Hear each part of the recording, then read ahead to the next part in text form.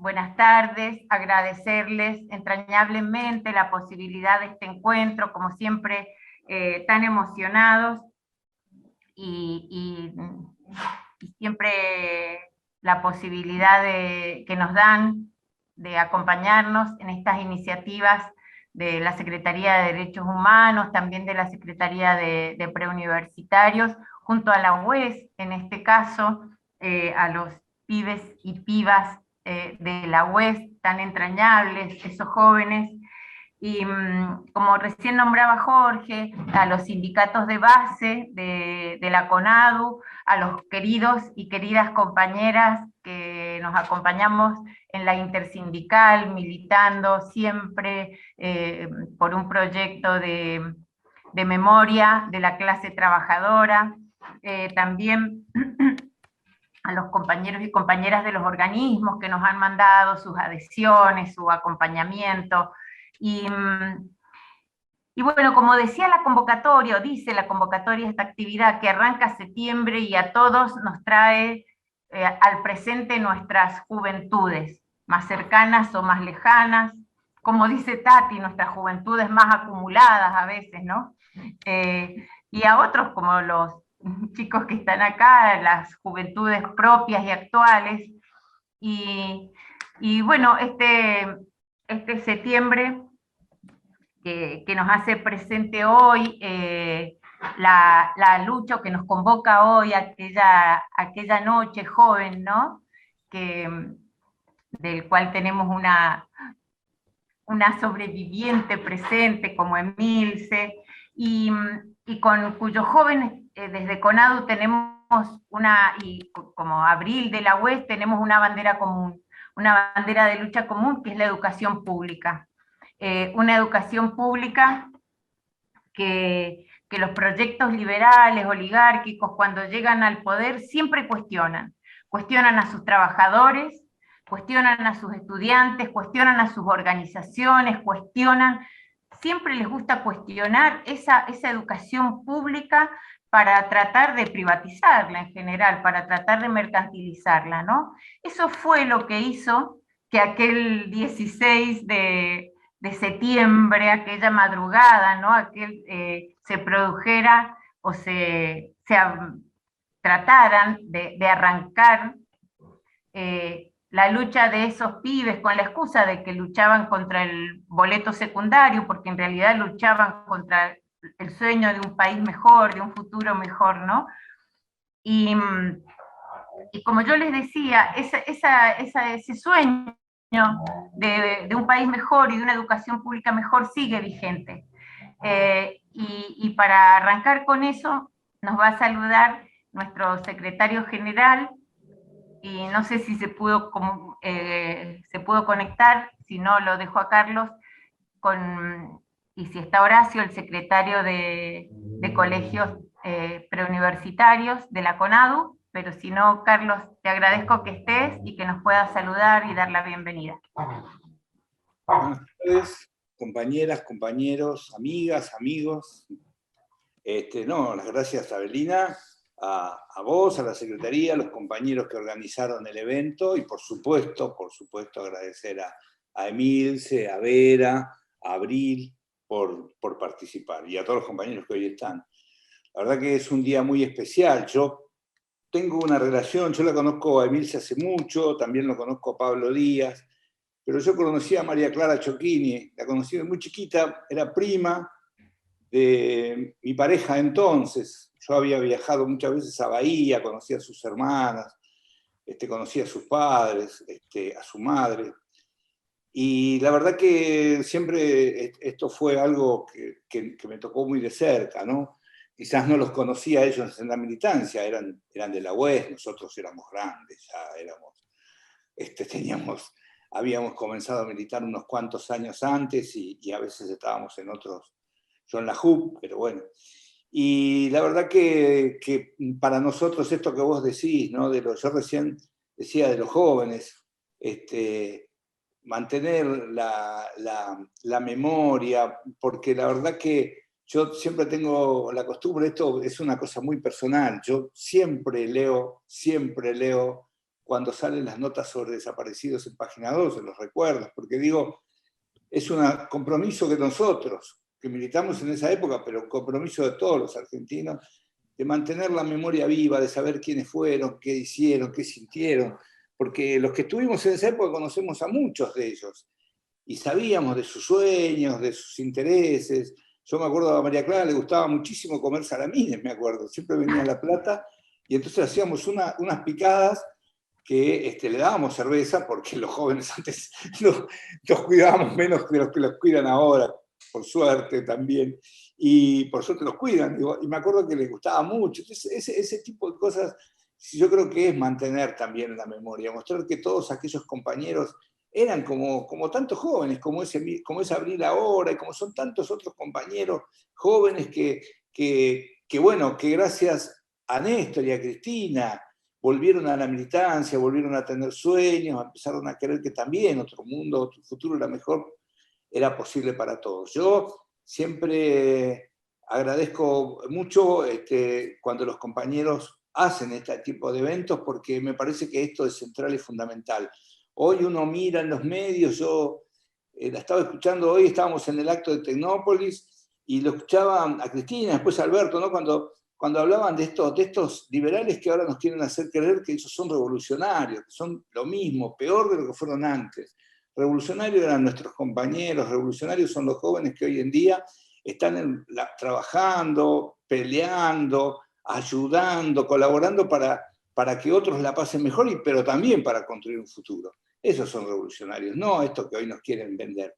Por eso levantar esas figuras y no avergonzarnos de decir quiénes eran, los sueños que tenían, porque esos sueños están en nosotros, y esos sueños son los que nosotros tenemos que transmitir para que sigan vivos, ¿no? De un país independiente, no una superpotencia. Yo me acuerdo que en aquella época había un cartel que decía Argentina potencia. Nosotros decimos, nosotros no queremos una potencia, queremos un país donde vivir valga la pena, donde todos los días salir a trabajar, donde salir a estudiar, donde salir a juntarnos con otros, valga la pena y tenga sentido.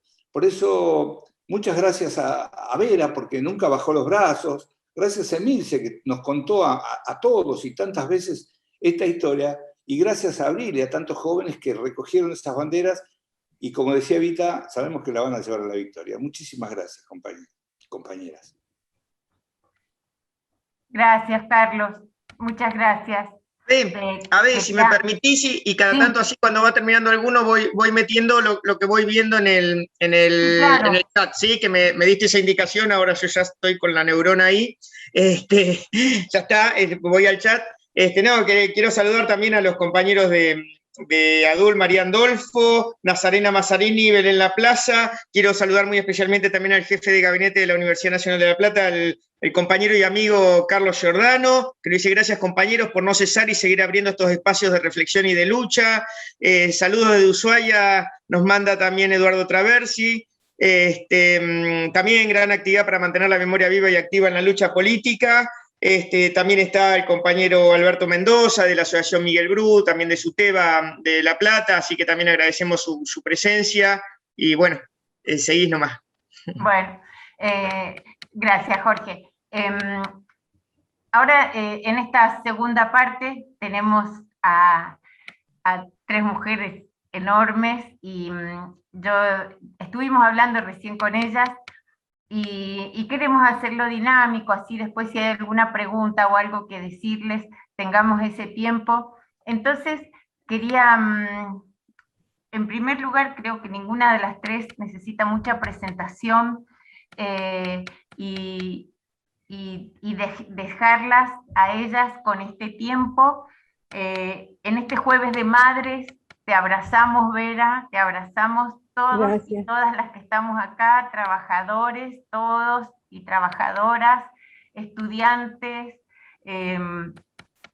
Perdón, voy a hacer un paréntesis, la tengo que agradecer todo lo que ha hecho para que esto se lleve adelante. Alicia Furman, que la veo ahí presente, de Madres, línea fundadora. Gracias, Alicia. Y le decía a Vera que te abrazamos en este jueves de Madres, esperamos poder pronto volver a la plaza.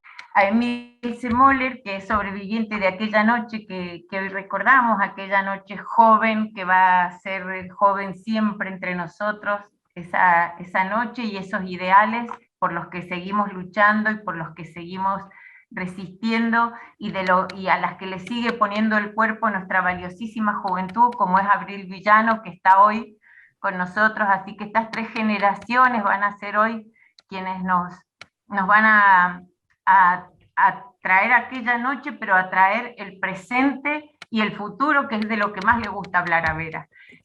Buenas noches a todos y agradecida a Conadu, agradecida a todos los presentes, tantos compañeros de distintas edades.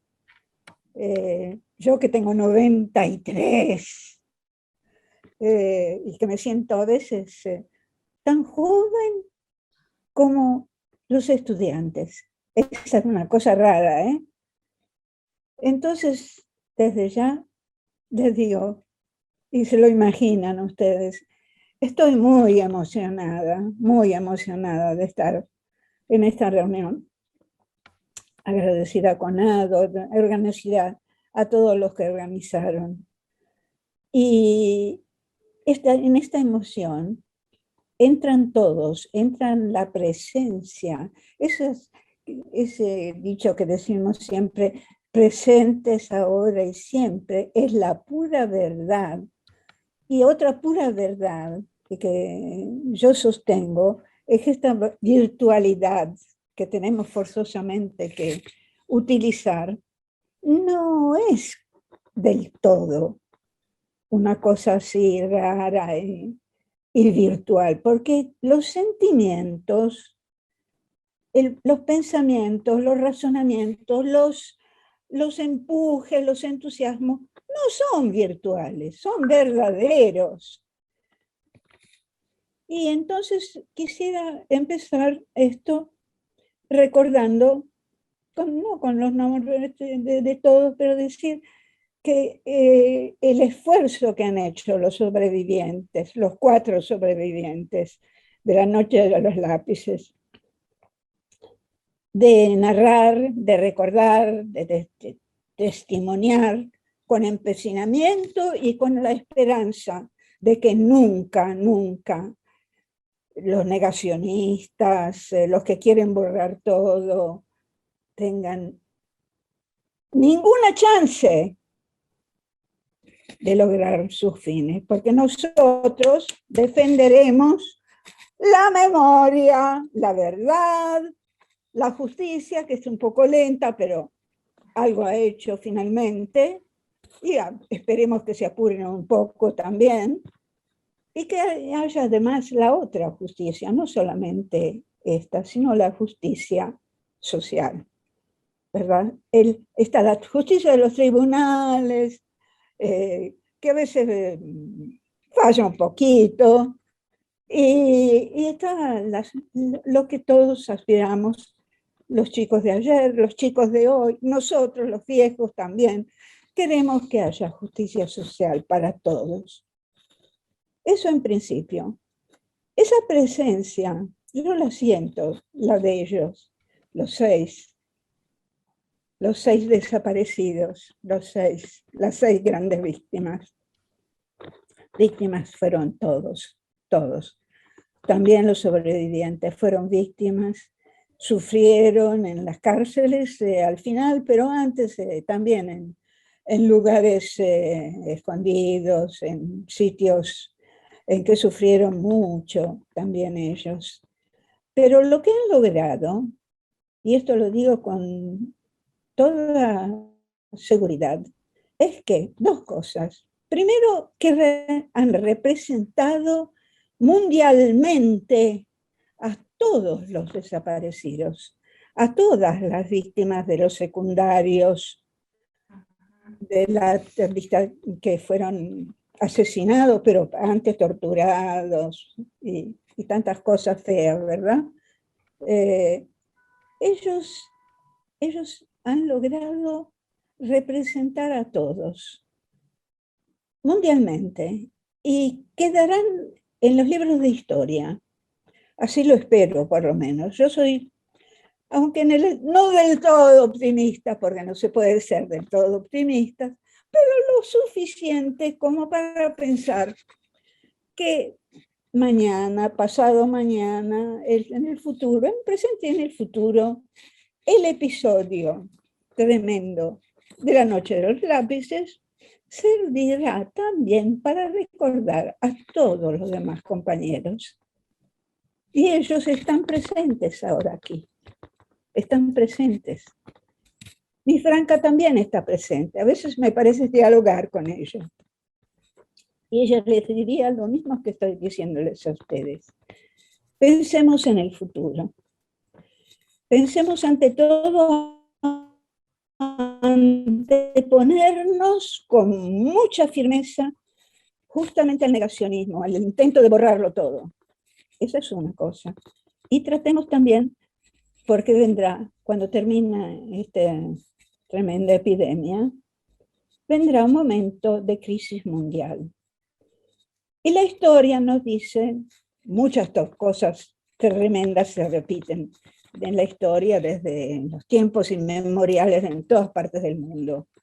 Pero lo que se repite, y que tenemos que observarlo con mucha atención, es que después de esta crisis, viene el momento en que, ¿qué pasa? Hay que buscar culpables. Los grandes poderes buscan culpables, es buscar el chivo emisario. Entonces se largan los odios y empiezan las persecuciones, las guerras y otros genocidios quizás. Cuidado cuando aparecen los primeros síntomas, que aparecen, y ahí hay que ponerles un freno. La otra gran apuesta, y yo apuesto a todos, empezando por los jóvenes, es proteger el ambiente. Nuestro planeta está en una situación muy grave y es el único hábitat que tenemos, que por lo menos no conozco otro, que tengamos los seres humanos, los animales y las plantas, incluyo a todos. Entonces ahí tenemos que desplegar también una acción nuestra, de todos y en todo el mundo, y en la Argentina desde luego. Miren lo que pasó en el Paraná, miren lo que pasó en Alemania, son todos señales. Lo mal hecho ya está, no se puede ir atrás. Pero de acá en adelante tenemos que tener una campaña enorme en todo el mundo sobre este tema.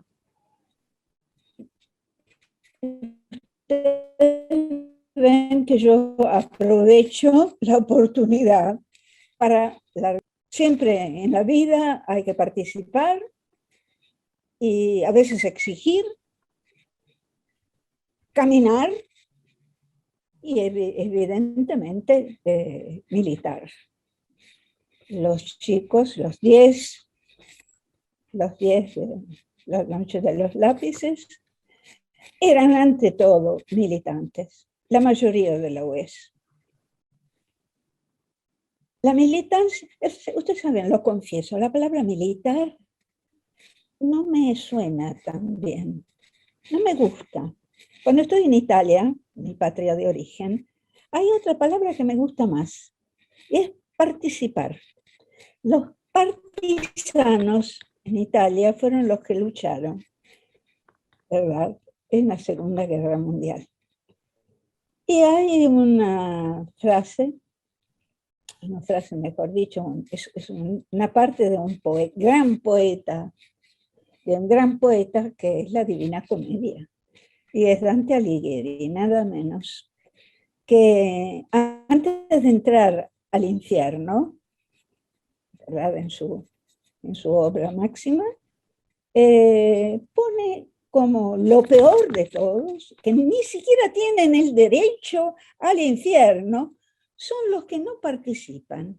Fíjense ustedes, son los que en la vida pasan mirando del otro lado, son los indiferentes. Agarran el tercer canto de la Divina Comedia y los encuentra. Son los días sin honor, sin nada. Y así viven. Entonces, yo pienso siempre en la necesidad de participar, de caminar y con las mejores estrategias posibles lograr esos fines que eran los fines de todos nuestros desaparecidos estudiantiles, de los trabajadores, de toda la buena gente que quiere que todo el mundo mejore, aunque sea un poco por vez, pero que se larguen todos a caminar y a participar.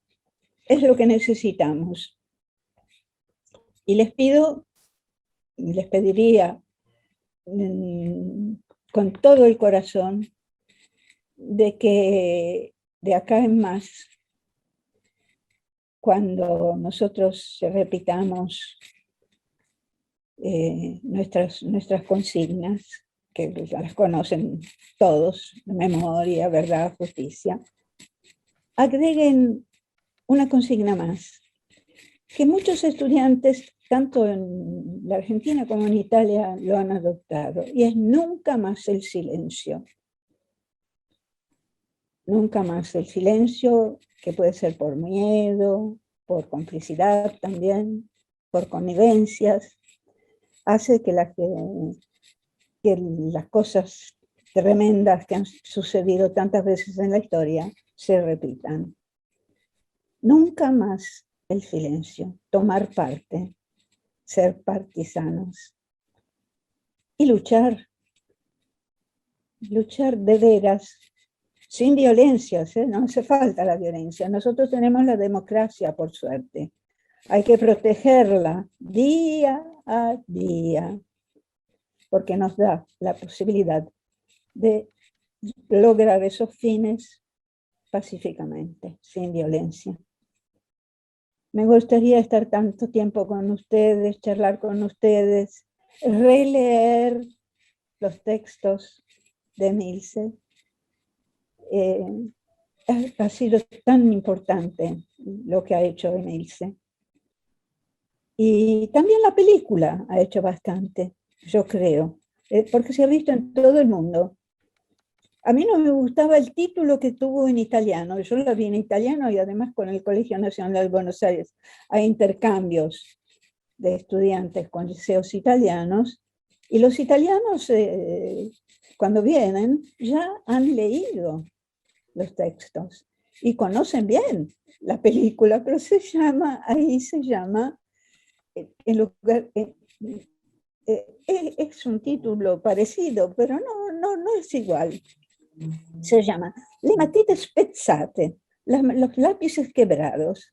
Y a mí eso de qué palabra quebrados. No, los lápices siguen escribiendo, ¿verdad? Y bueno, y siguen escribiendo, y que sigamos escribiendo, hablando, reuniéndonos como nos estamos reuniendo en este momento, para que se recuerde lo que no debe ser olvidado nunca más. Yo no sé si tengo todavía unos minutos más, pero lo que a mí me gusta más en las reuniones es responder a las preguntas de los jóvenes, lo confieso. Así que si les damos tiempo, sería muy, muy interesante. Un abrazo a todos y muchas, muchas gracias.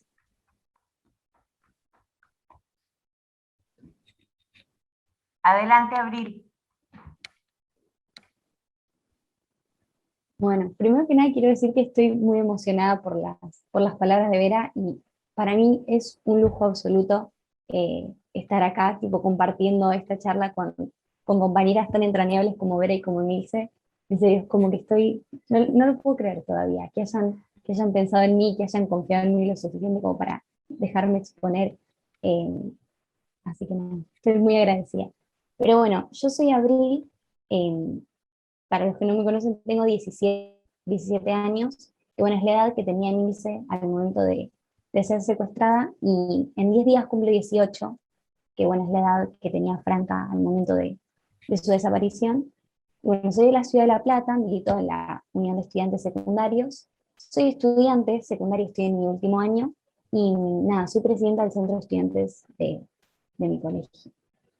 Y nada, cuando al principio estaba pensando sobre qué podía hablar para la exposición, lo primero que se me vino a la cabeza fue justamente el centro de estudiantes de mi colegio, porque ese es el lugar quizás en el que, bueno, yo y la mayoría de los estudiantes tenemos nuestro primer acercamiento a la política, y creo que en ese sentido, por ahí compartí medio el mismo camino que hizo Milce, que bueno, al ingresar a la secundaria, me empecé a ver envuelta en este mundo de la política, y nada, fue como un empujón para empezar a participar de organizaciones externas a mi colegio, y creo que ese proceso es bastante similar para todos los que empezamos a militar desde el colegio secundario. Nada, yo voy a un colegio privado, entonces como que el recorrido para crear un centro de estudiantes fue no solo complejo, como lo es en todas las instituciones, sino bastante novedoso. Y algo que nos ocurría al principio fue que notábamos que por ahí los compañeros no tenían tanto interés en la política, pero lo que también notábamos es que hay cierto miedo a la palabra política. Y nada, yo eso al principio mucho no lo entendía, porque ¿cómo se le puede tener miedo a la política si la política es esperanza, es transformación, es la posibilidad de cambio? Pero bueno, nos pudimos organizar eventualmente, y al llegar la instancia de tener que decir, bueno, cómo nombramos a nuestro centro de estudiantes, empezamos a tirar palabras abstractas, a barajar nombres de próceres, de figuras históricas, y nada nos convencía demasiado hasta que alguien propuso llamarlo 16 de septiembre, y la verdad esa propuesta nos encantó. Nada, no es novedoso llamar acá en la ciudad de La Plata un centro 16 de septiembre, pero sí es bastante poderoso, y yo creo que eso ocurre cuando encontramos colectivamente sucesos que nos resultan lo suficientemente representativos. Entonces nada, tomamos ese nombre y el centro se llama 16 de septiembre. Así que nada, la fecha que vamos a conmemorar la semana que viene es quizás la más importante dentro del calendario académico. Es como la fecha que todos esperamos para organizar jornadas, organizar actividades, porque no podemos permitirnos que la fecha pase desapercibida, y muchísimo menos olvidada.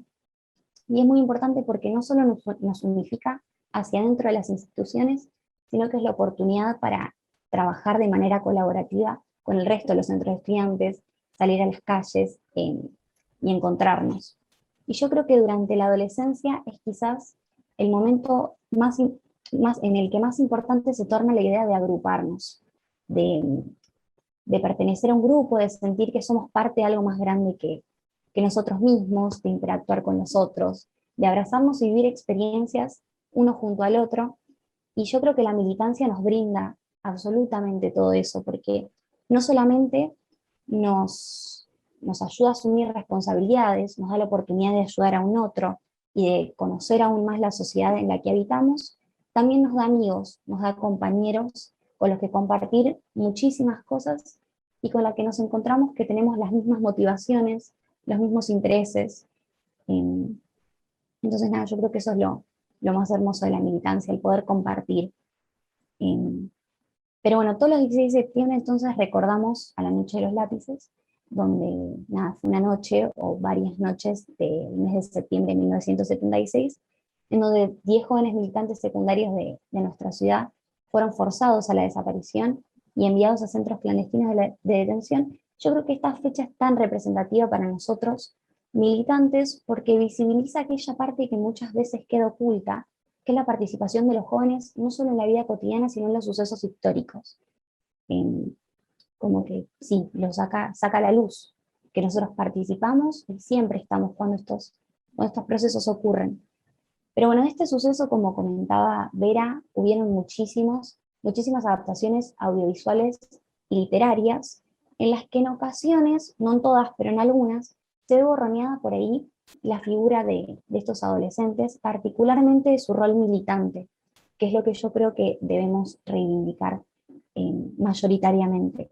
Porque no solo pedían por el famoso boleto estudiantil, sino que eran militantes hechos y derechos, con proyectos políticos, con ideas muy firmes, que participaban de organizaciones, de manifestaciones, y justamente es por eso que los desaparecen, ¿no? Por ser militantes, por creer que la política era una herramienta válida para la transformación, para cambiar el mundo en el que habitábamos, y para los militares aquello era totalmente peligroso. Cualquier persona que se corriera 1 milímetro de la norma, del plan que ellos tenían, era considerado no solo un criminal, sino peligroso para el orden público.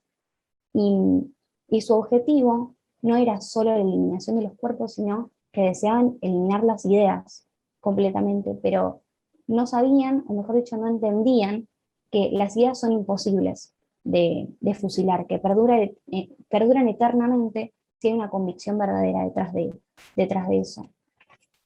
Yo creo que los militares comprendían a la perfección esta necesidad de la construcción colectiva, de juntarse, y por eso buscaron diezmar, aislar y no permitir que construyamos uno junto al otro. Pero bueno, estos jóvenes militantes no solo eran parte de un proyecto político, sino que eran adolescentes como yo, y que tenían sueños y proyectos que le escapaban también a lo político. Y nada, a mí siempre me resuena algo que dice Nilsen en varias ocasiones, que es que bueno, ella es sobreviviente de La Noche de los Lápices, pero no es solamente una sobreviviente, sino como que eso es un capítulo de su vida, pero ella es muchísimo más. Y yo creo que los militantes somos y existimos en nuestra individualidad dentro de lo colectivo, y yo creo que en ese lugar específicamente se encuentra la riqueza de la militancia y de los grupos militantes, porque cada uno tiene su individualidad y la aporta a lo colectivo, y eso lo hace muchísimo más interesante. Pero bueno, volviendo quizás a lo del principio, que yo milito en la Unión de Estudiantes Secundarios, donde bueno, militaba Nilsen, militaba Franca también. La UES en esta ciudad ha atravesado un recorrido enorme, ha tenido altos y bajos, y yo creo que haciendo un recorrido en la historia, aquellos periodos de auge de la militancia y aquellas recaídas tienen una explicación, tienen un origen. Y quizás volviendo a aquello que yo me preguntaba en un inicio, bueno, ¿por qué se le teme a la palabra política? ¿Por qué se le teme a la política? Yo creo que es porque por generaciones se le ha tenido a la política, nos han enseñado a tenerle miedo a la política. La han convertido en algo sucio, en algo que no se debe hacer, porque bueno, nuestros padres y nuestros abuelos han vivido en una época en la que aquellas personas que veían en la política una herramienta de transformación eran perseguidos y castigados. Y yo creo que las juventudes han sabido despegarse de eso, si bien ahora hay un renacimiento del discurso antipolítica, de que no hay que seguir involucrándose. Un sector de la juventud se ha podido despegar, y nada, ha podido transformar todo ese temor en pedidos de esperanza, en pedidos de verdad y en pedidos de justicia. Y nada, que como militantes hemos encontrado cuál es nuestro rol, cuál es nuestro fin, que es reivindicar todas aquellas banderas, reivindicar aquel proyecto político y no permitirnos olvidar, que yo creo que eso es lo más importante. Y bueno, para no seguir charlando, estoy hablando mucho, pero por último, lo que yo quería resaltar y me resulta muy importante, es la consigna que elegimos este año desde la UES, que es por la patria que soñaron y la vida que queremos.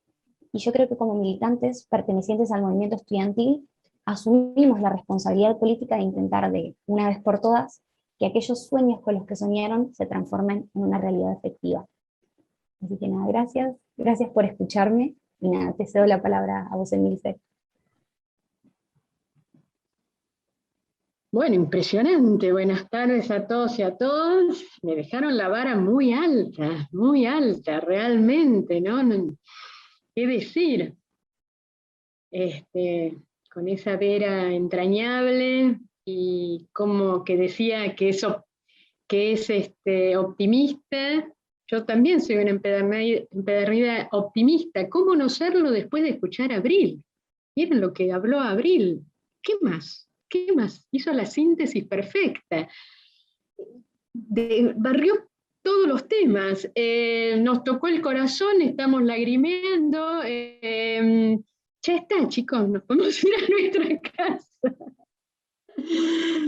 La verdad que reponiéndome, un gusto, saludo a tanta gente, agradezco la convocatoria, Carlito, Jorge, que siempre, Tato, querido, que siempre me convocan, no se cansan de invitarme, y acá estoy, y veo muchas caras queridas, Fernando Grosso, gran compañero, Carlito Giordano, militante de las causas, de Malvinas, otras causas, una causa de la cual muy sentida y tenemos que seguir militando, y así veo que van acompañando, veo muchas compañeras y compañeros que pertenecen, gente del Bachi, de La Plata, que pertenecen a universidades, que pertenecen a gremios, que pertenecen a lo que venimos defendiendo siempre, ¿no es cierto?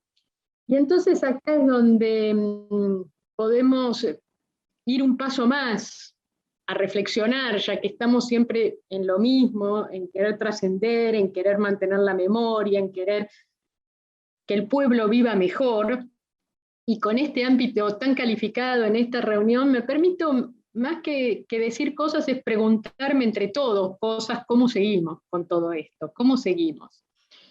Por un lado, también quiero decir, aclarar que yo siempre lo he charlado tanto con Vera, que el episodio que pasó a la historia como este hecho cultural, político, social, trascendente para la vida de los jóvenes, que me trasciende, que me encantaría ser socióloga y demás para poder entenderlo, y en eso siempre remito a una profesora muy querida en La Plata de Historia, Sandra Raggio, que trabaja los temas de la memoria, de educación y memoria como nadie, y que tiene libros escritos sobre este hecho, y que vale la pena leerlos porque ella explica mejor que yo por qué este impacto a nivel mundial, como decía Vera. Y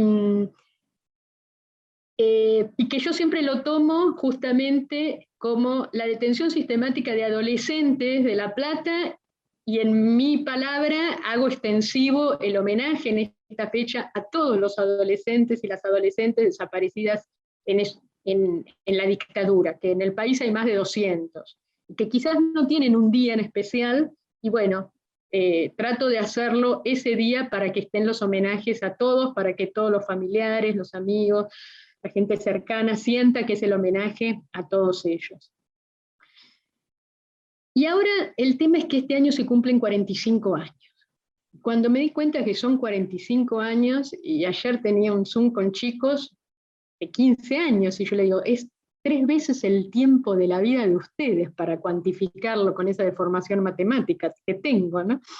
Es mucho tiempo para contar, sostener, relatar estas memorias, ¿no es cierto? ¿Cómo se hace este traspaso generacional que en este encuentro se da tan mancomunadamente?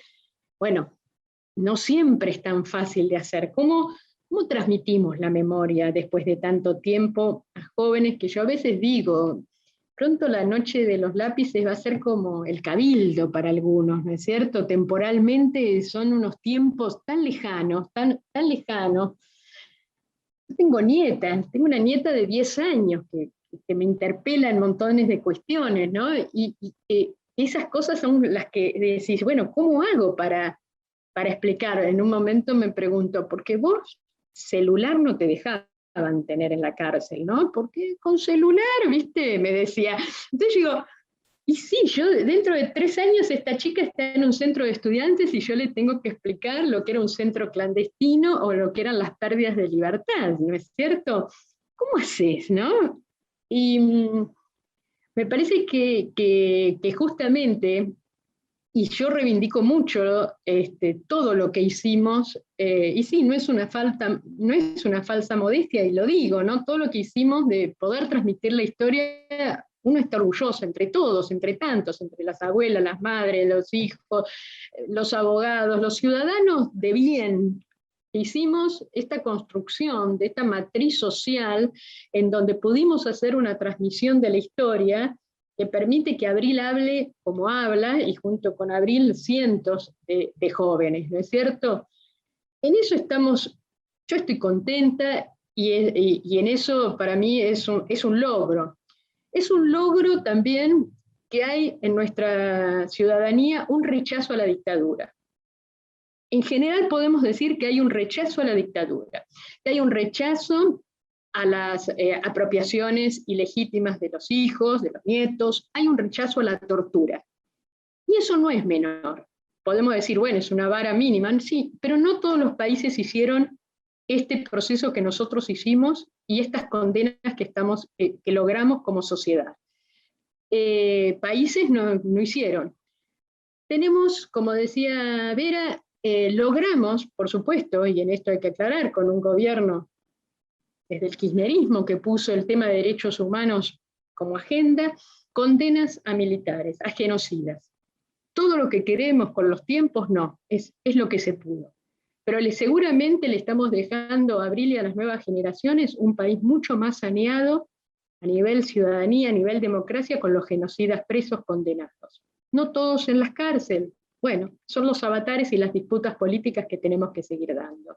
Y pongo todo esto en valor porque después van a venir lo que nos falta, pero siempre hay que poner en valor, porque todo esto construido fue mucho. Y yo siempre hablo y tomo la palabra que decía Vera, que es lo que me preocupa, y es los silencios, ¿no es cierto?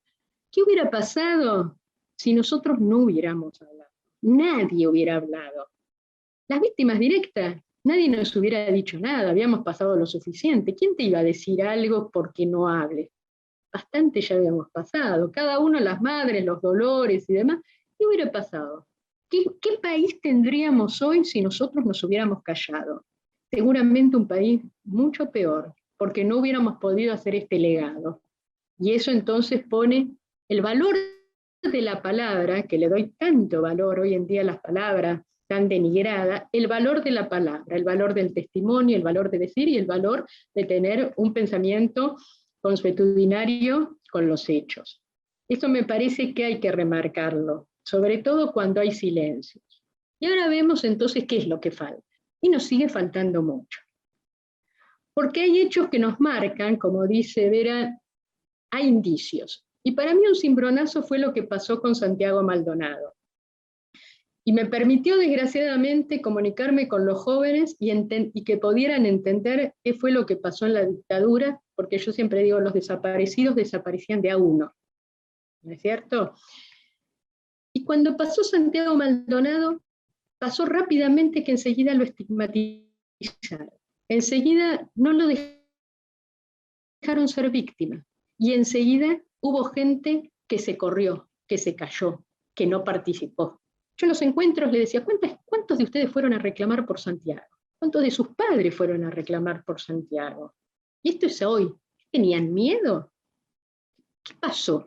Fíjense cómo en tan poco tiempo la maquinaria y la estructura de la estigmatización, del no te metas, de por algo habrá sido, se instaló rápidamente en un periodo democrático débil, un periodo democrático con todas las falencias que venía de ese periodo, pero era un periodo democrático. Y cómo esa matriz del no te metas, del señalar al otro como el enemigo,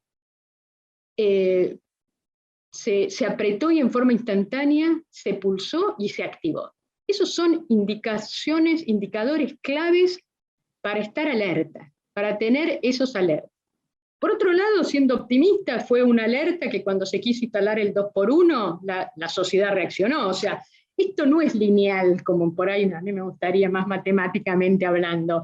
Esto es dinámico. Entonces lo que tenemos que hacer, nosotros como docentes, como militantes, es que las nuevas generaciones logren identificar esos indicios de este presente.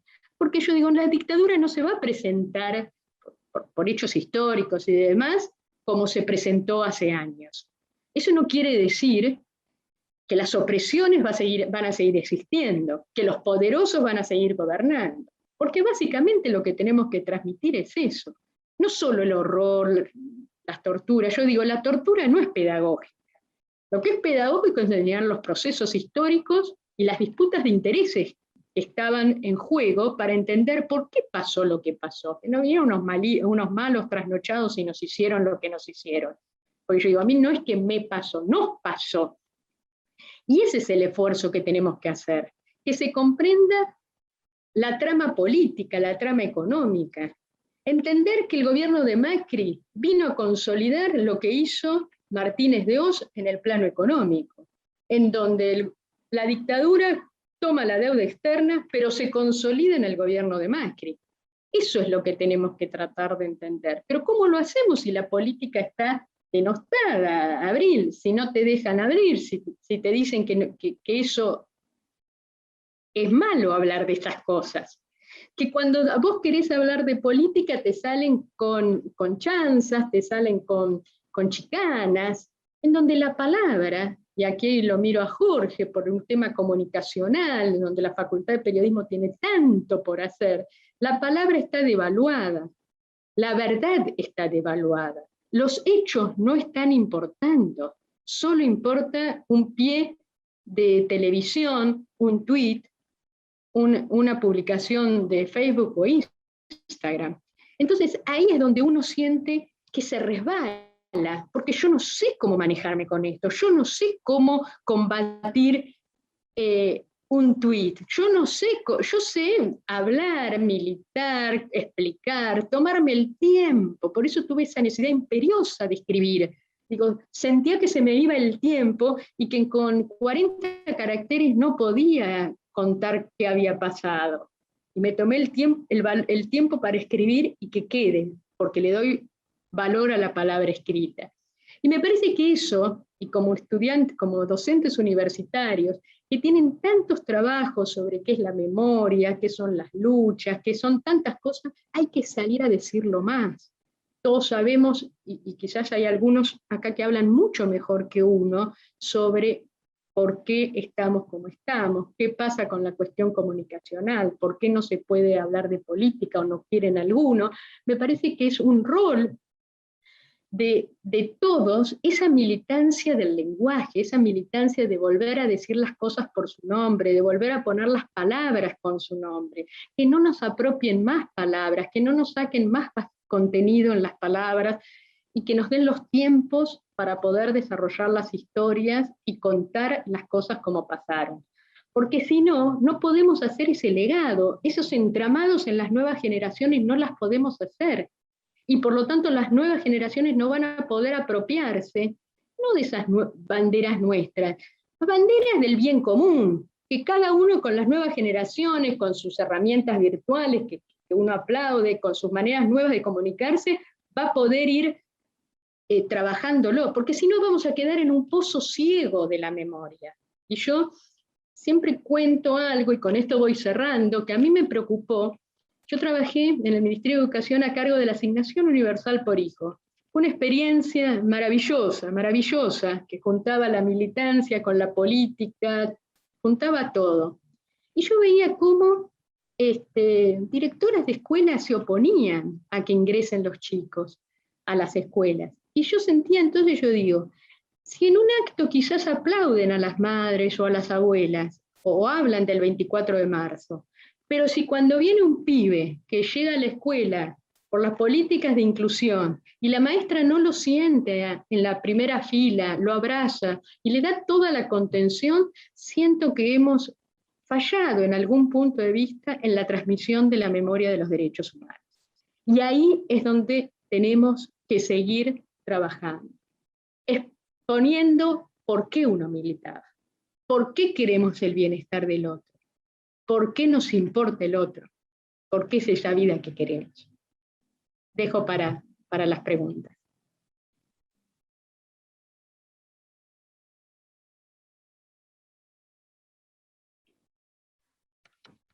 Bueno, qué decirles más que agradecerles y abrazarlas a las tres.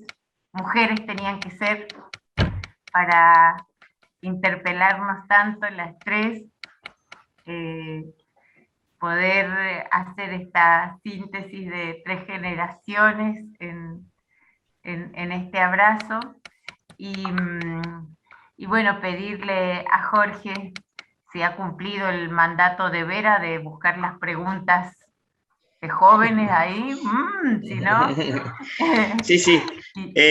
Bueno, y para las tres, por supuesto, pero Vera debe estar expectante porque ella quería dialogar. Sí, quería, bueno, antes que nada también quería agradecer la presencia de Horacio Córdoba y Yamile Sokolowski de CONADU y de Eduardo Traversi de AFUDI.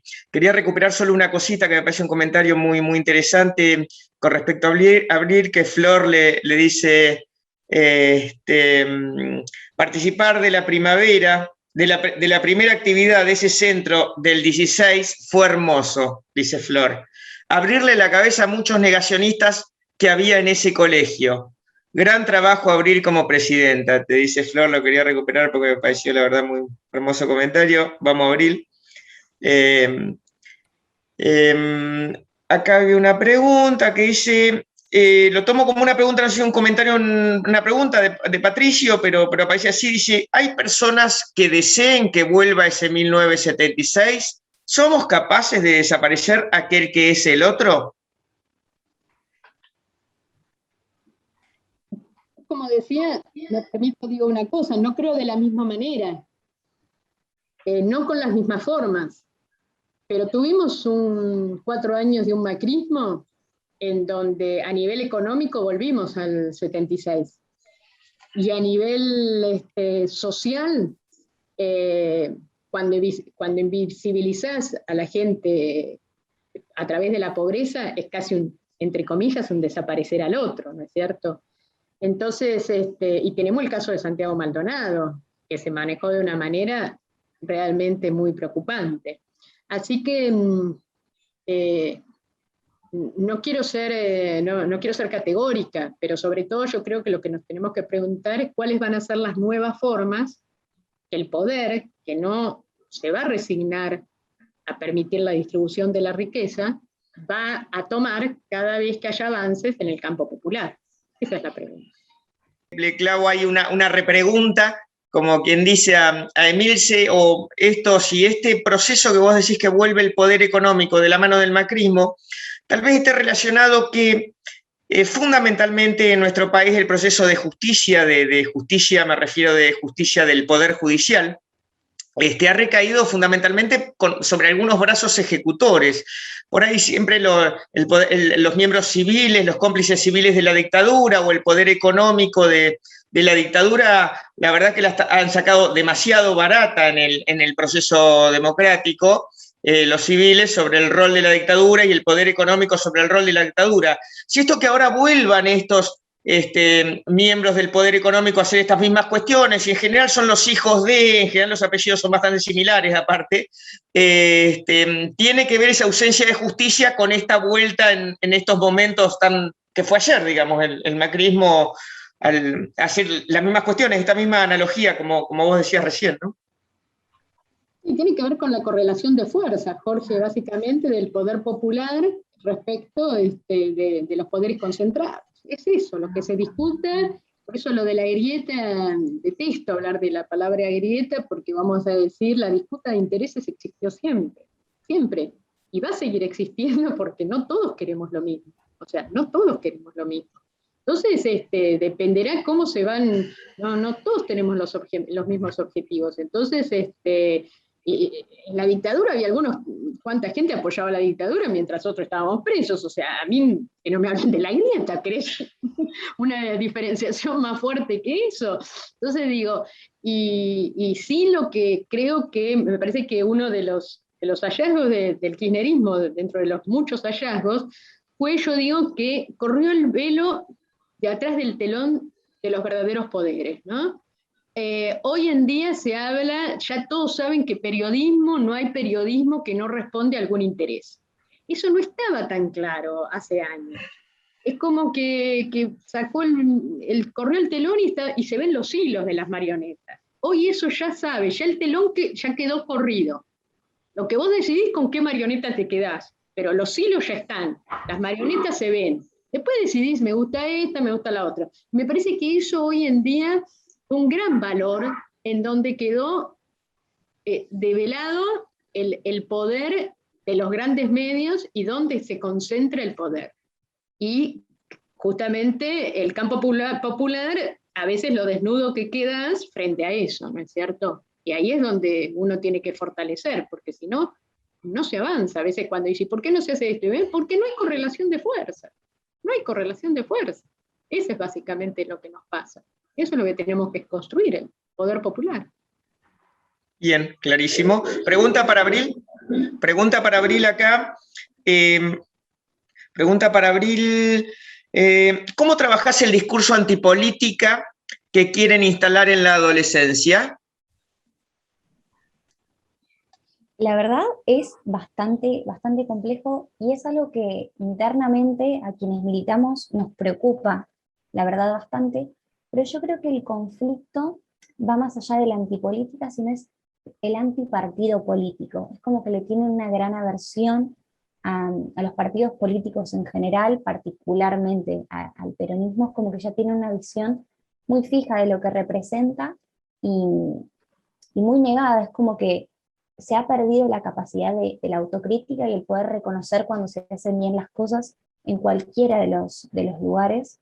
Y nada, es bastante complejo desde mi colegio particularmente, es como que ese discurso es bastante mayoritario, y lo que intentamos es atraer hacia la política sin tener este discurso quizás tan partidario, es como decir, absolutamente todo lo que hacemos es político, tener una opinión sobre un tema es político, asistir a una manifestación, más allá de no levantar la bandera de ningún partido, es hacer política. Entonces intentamos alimentar todo eso que tiene que ver con seguir manifestándonos sin que se casen con ningún tipo de partido, pero la verdad es que sí, los discursos antipolíticos asustan bastante, y particularmente cuando se empiezan a asociar a discursos de odio. Pero bueno, sí, particularmente eso es como empezar a separar, pero sí, es complejo. Bien, y acá, supongo que esto será más desde lo metodológico, lo está preguntando, pues dice, retomando la pregunta de Miguel, esta que te hice recién, dice, ¿cómo trabajás más que nada en el colegio donde abunda esta idea antipolítica? Supongo que es más concreto, más desde lo metodológico se referirá. Retomando esa pregunta, dice. Sí, nosotros en realidad es eso, es intentar asistir, por ejemplo, a manifestaciones sin ir por detrás de alguna bandera partidaria, y poner en discusión diferentes temáticas que quizás no se relacionan tan directamente con un partido, por ejemplo, hablar de derechos humanos, hablar del aborto, hablar de leyes de inclusión, poner sobre la mesa diferentes temáticas que nos afectan directamente y que nada que ver tienen quizás con lo partidario, sí quizás hablar de que actúa desde diferentes lados, pero sí es como instaurar la política sin ninguna bandera, porque sí, en mi colegio la verdad la situación es bastante compleja, pero sí, es como es esto, es presentar los temas e intentar que los alumnos, los adolescentes los tomen sin asociarlos directamente a estar casándose con algún partido, por así decirlo. Jorge, quería interrumpir un segundo porque ya que está Horacio, que nos iba a saludar al principio, cuando saludo Carlos, que es nuestro secretario de colegios preuniversitarios, y lo veo ahí a Horacio, y bueno, tiene tanto que ver la lucha de los colegios preuniversitarios. Ah, está Vera con audio, mirá, a ver, Vera, si nos estás escuchando. Ahora sí, sí. Ahora sí. Sí. No, yo me quedé sin escucharlos a ustedes también, y me quedé con una pregunta que era relacionada si hoy en día hay posibilidades de repetir lo que pasó durante la dictadura o males sociales en general. Y no, yo quería simplemente hablar del mundo del trabajo. Ahí hay algo que me preocupa mucho y que tiene que ver con todo lo que estamos hablando. Yo creo que con una diferencia de una letra S, lo puedo explicar. Con los progresos tecnológicos y con la mala actitud, las malas intenciones de los grandes poderes económicos, puede pasar algo que está pasando, y es que los trabajadores, el mundo del trabajo, es depreciado y despreciado. ¿Entienden? Hay una diferencia en una letra S. Y esto es una gravísima situación en todas partes. Ahí tenemos que también poner nuestro corazón primero y nuestros sentimientos y nuestros deseos de que esto no pueda suceder.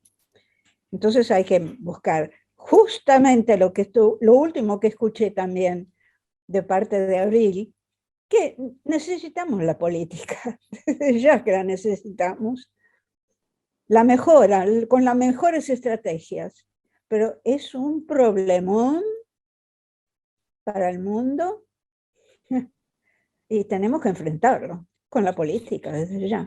No hay otro camino. Vera, acá tenés sigo con dos preguntas para Vera, ¿qué hicieron acá? Vera, mira, acá tenés dos preguntas, vamos a empezar por la primera.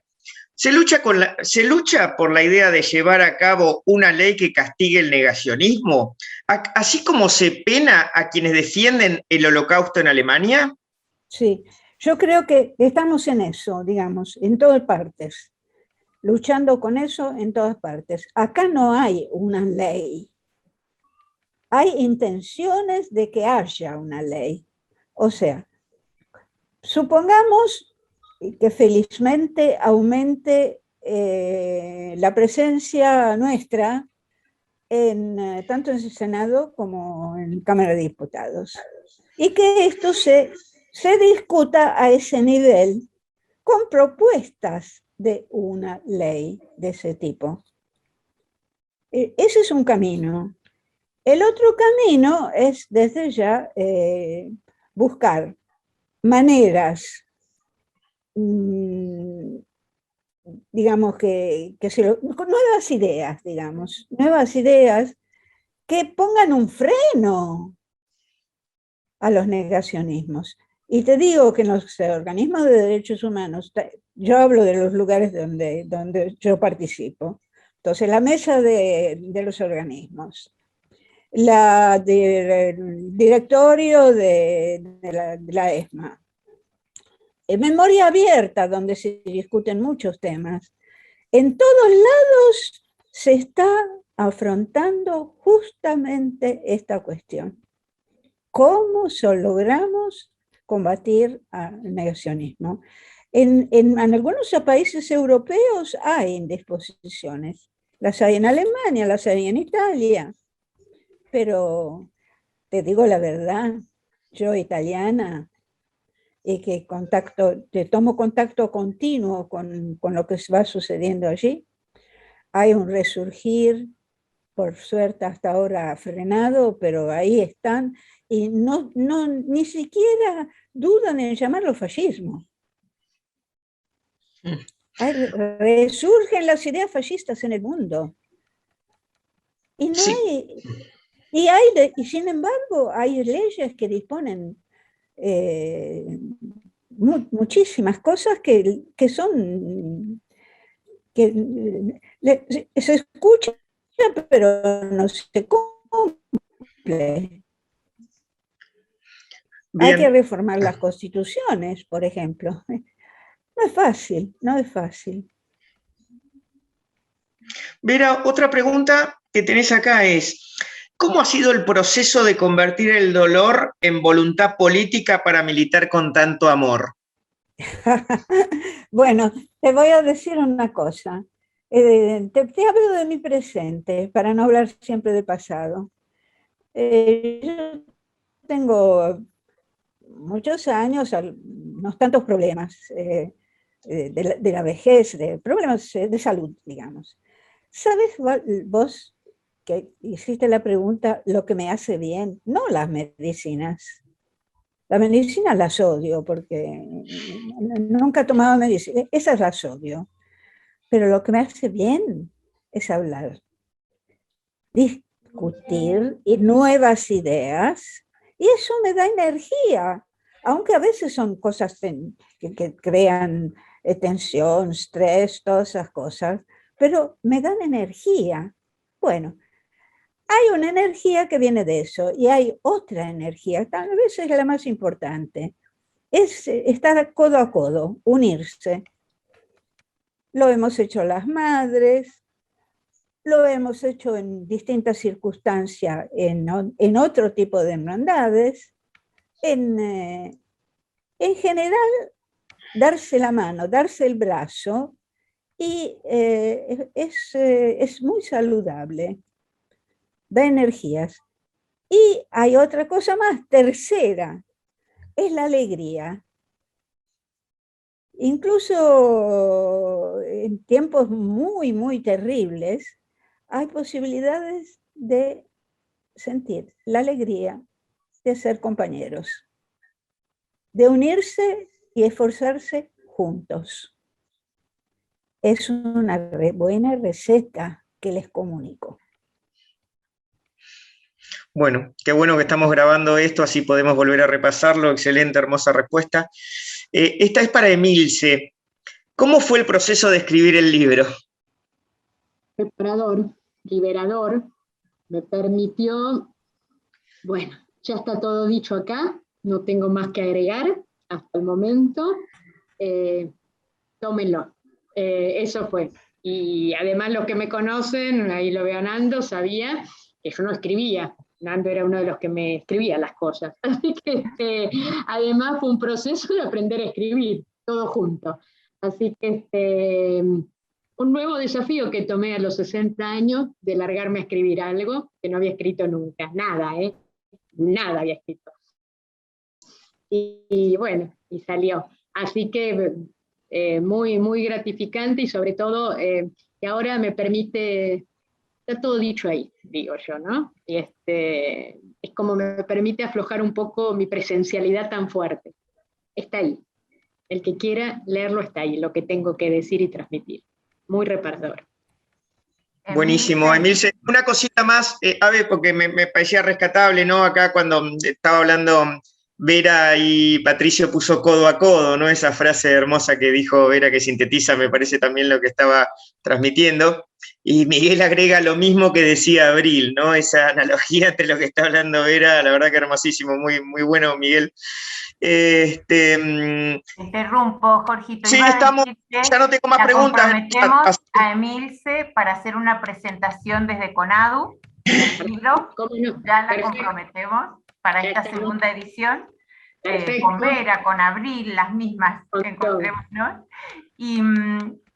Y quería pedirle a Vera, si es posible, porque sé que estamos cerrando, se va a ir desgranando, porque yo sé que se quieren ir a ver el partido y demás. Pero a mí me encanta, y más allá de lo personal, porque me parece que sirve mucho como anécdota colectiva, el tema de, las madres hacen todo colectivo, pero ella durante muchos años tenía la idea de plantar memoria, la de plantar árboles, que finalmente se llevó adelante este 24 de marzo. Y bueno, ella tiene una historia con la ciudad de Buenos Aires, en este sentido, que la querían homenajear y demás. ¿Cómo se llevó adelante eso, Vera? ¿Nos querés contar? Yo tengo un árbol especial plantado hace varios años, justo enfrente de mi casa. Yo vivo en el Bajo de Belgrano, y en una esquina de la calle Sucre y Las Barrancas hay un hermosísimo árbol, hermosísimo, que fue plantado. Me querían homenajear, nombrar ciudadana, no sé cuánto. Y yo decía, no me interesa. Hasta que al final me insistían tanto y me preguntan, ¿qué querés? Digo, yo quiero un árbol. Y ya que me lo preguntas, quiero un jacarandá. Y plantamos un jacarandá. Y ahí está. Y este está dedicado a Franca. Y cada vez que uno pasa, lo ve.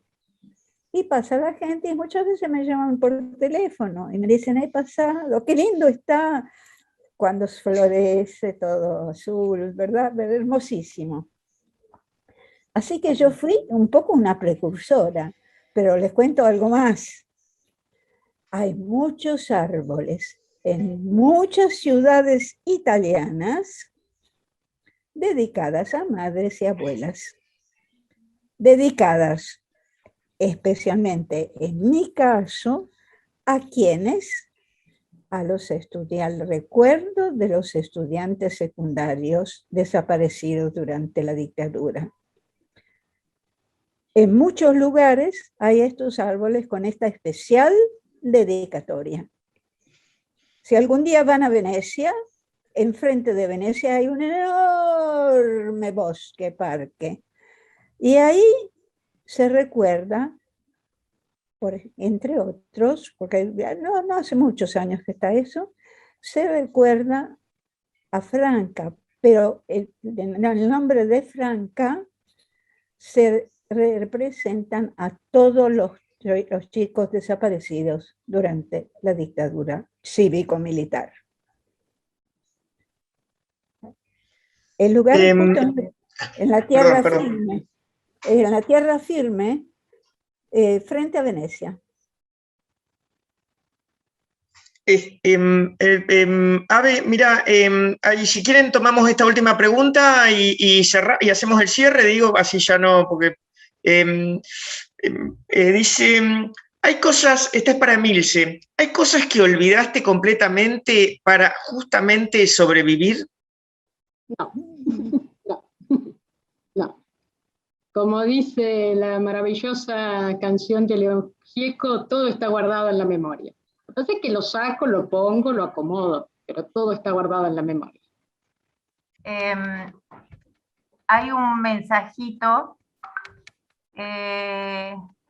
para Vera, de un chiquito que está en Tierra del Fuego, y con esto vamos a cerrar. Tiene 10 años, creo. Dice: hola Vera, soy Camilo, soy de Tierra del Fuego, tengo 10 años. Quería decirte que voy a luchar por los derechos, por la memoria, por la verdad y la justicia, para que nunca más vuelva a pasar en nuestro país lo que ya pasó. Gracias por enseñarnos el camino y te mando un beso grande, Camilo. Ahí está Camilo saludando con su manito. Gracias a todos por este momento. Gracias, muchas gracias. Gracias. Gracias. Gracias a todos, compañeros y compañeras. Nos estaremos encontrando. Disculpas, Negro, nos va a tener que escribir o conectarte desde acá de Mendoza. Horacio está en San Juan, yo en Mendoza. Lamento que haya sido una mala conexión para él. Es un compañerazo que lucha con todos los compañeros de la Secretaría de Preuniversitarios para tener una educación secundaria y una educación para defender la educación secundaria desde las universidades. Abrazo entrañable, compañeros, compañeras, Emilce, gracias por todo, gracias Abril, gracias Vera. Un abrazo, cuídate mucho de la salud, Vera. Cuídense todos, cuídense bien, ojo.